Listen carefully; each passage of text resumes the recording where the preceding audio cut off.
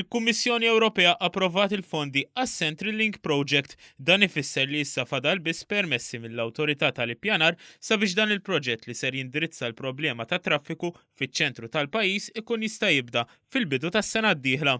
Ħabbar dan il-Ministru għall-Infrastruttura Ian Borg flimkien mas-Segretarju Parlamentari għall-Fondi Ewropej Aron Farrugia meta f'konferenza tal-aħbarijiet qalu kif l-Unjoni Ewropea approvat 140 miljun euro oħra fi proġetti infrastrutturali.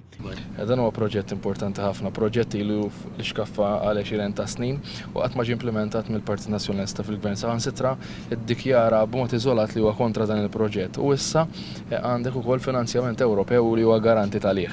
Inħares il-qudiem sabiex ikun hemm issa il-permessi meħtieġa li jinsabu f'proċess avvanzat u fil-bidu tas-sena d-dieħla intelqu dawn ix-xogħlijiet li tant ilhom mistennija.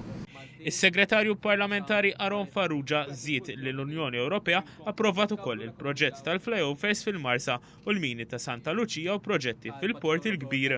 Għal-numru ta' toroq li għandna fil-pajjiż fosthom ukoll Marsa Ħamrun u naħa tal-Marsa wkoll u oħrajn flimkien imbagħad mal-qasam marittimu allura se jkun hemm xogħol fil-Lebworth ġewwa l-Belt Valletta, nitkellmu dwar tisħiħ tal-breakwater tal-Belt Valletta wkoll u dredging fil-port naħa tal-Marsa biex din ikompli itejjeb l-effiċenzja fil-ħidma tal-pajjiż.